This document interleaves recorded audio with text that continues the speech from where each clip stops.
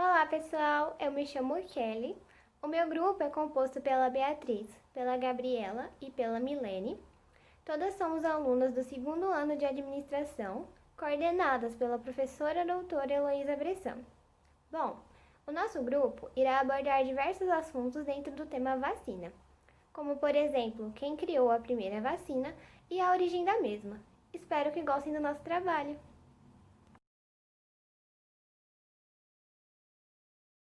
A vacina é uma importante forma de humanização ativa, quando o próprio corpo produz os anticorpos, e baseia-se na introdução do agente causador da doença, atenuado ou inativado, ou substâncias que esses agentes produzem no corpo de uma pessoa, de modo a estimular a produção de anticorpos e células de memória pelo sistema imunológico. Por causa da produção de anticorpos e células de memória, a vacina garante que quando o agente causador da doença infecte o corpo dessa pessoa, ela já esteja preparada para responder de maneira rápida antes mesmo do surgimento dos sintomas dessa doença.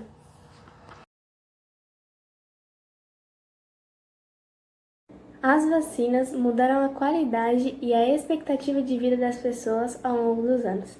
Essa história teve início em 14 de maio de 1796, quando o médico Edward Jenner busca a imunização de um menino de 8 anos contra a varíola, e assim acaba descobrindo a vacina.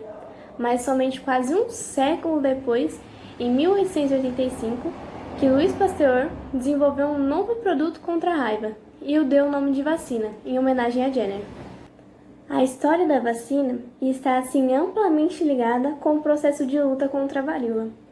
Do final do século XIX até meados do século XX, várias vacinas foram desenvolvidas, com base em antígenos vacinais inativados, proteínas, polissacarídeos e agentes microbianos atenuados.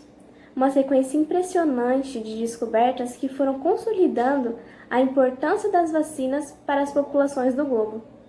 A erradicação da varíola foi a maior conquista da saúde pública mundial.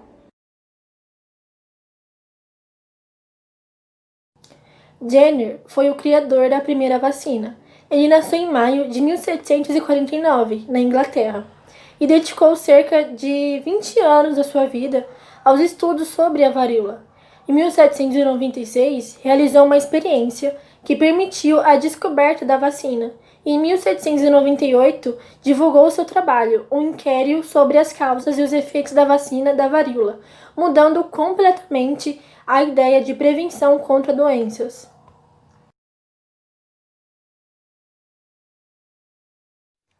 Varíola. A varíola é uma doença infecto-contagiosa provocada pelo vírus Orthopoxvirus viroli da família Poxviridae. Estima-se que no século XX, 300 a 500 milhões de pessoas tenham morrido com varíola. Em 1967, havia 15 milhões de casos por ano. Conta Sumiri Sakabe, infectologista do Hospital 9 de Julho. Esse vírus foi descoberto quando cientistas notaram que uma múmia que viveu entre os anos de 1550 a 1307 a.C. apresentava vestígios dele. Essa descoberta dá a entender que a varíola atinge os seres humanos há milhares de anos. Ao lado da peste negra, tuberculose e AIDS, a varíola é considerada uma das doenças mais mortais do planeta. Ela afeta o sistema imunológico, provocando diversas deformações na pele. Não há cura ou forma de tratamento para a varíola. A doença pode ser evitada por meio da vacinação. Mas nos dias de hoje, em que há baixo risco de exposição ao vírus, o risco de efeitos colaterais da vacina é alto demais e não compensaria. Varíola no Brasil. O primeiro caso de varíola no Brasil ocorreu em 1563, na ilha de Itaparica, na Bahia. Como é muito contagiosa, acabou por se alastrar pelo resto do país, indo para Salvador e causando grande número de casos e óbitos, principalmente entre os indígenas.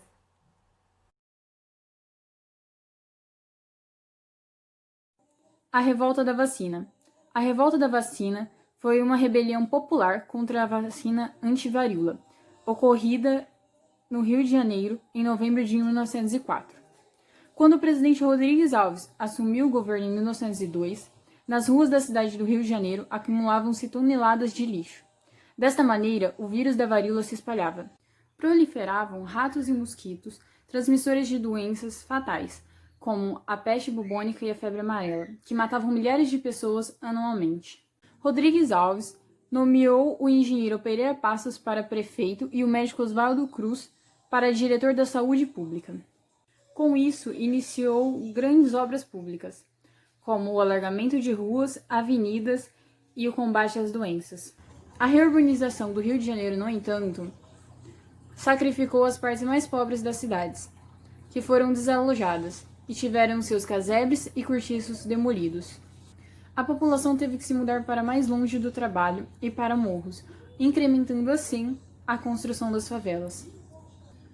Como resultado das demolições, os aluguéis subiram de preço, deixando a população cada vez mais indignada. Contudo, a campanha de saneamento realizava-se com autoritarismo, onde as casas eram invadidas e vasculhadas.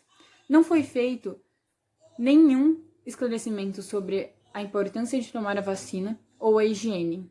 Num tempo onde as pessoas se vestiam cobrindo o corpo todo, mostrar o braço para tomar a vacina foi visto como imoral. Assim, a insatisfação da população contra o governo foi generalizada, desencadeando a revolta da vacina. Ao vacinarmos a população, diminuímos a incidência de determinada doença, e à medida que toda a população vai sendo vacinada, os índices caem até que nenhum caso seja mais registrado, pois toda a população está protegida.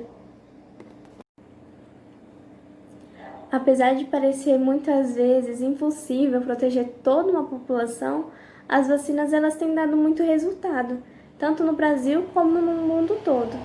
Em nosso país, já ocorreu a erradicação de doenças como a poliomielite e o sarampo, graças à ajuda das vacinas.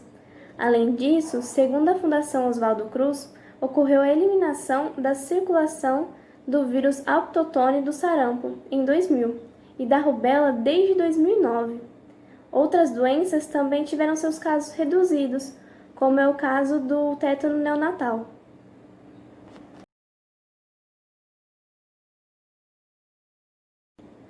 A vacinação ela é muito importante. Ela reduz os números de doenças infecciosas em toda a comunidade, uma vez que a transmissão também é diminuída. Ela também diminui o número de hospitalizações, reduz os gastos com o medicamento, também reduz a mortalidade e ela também é responsável pela erradicação de várias doenças.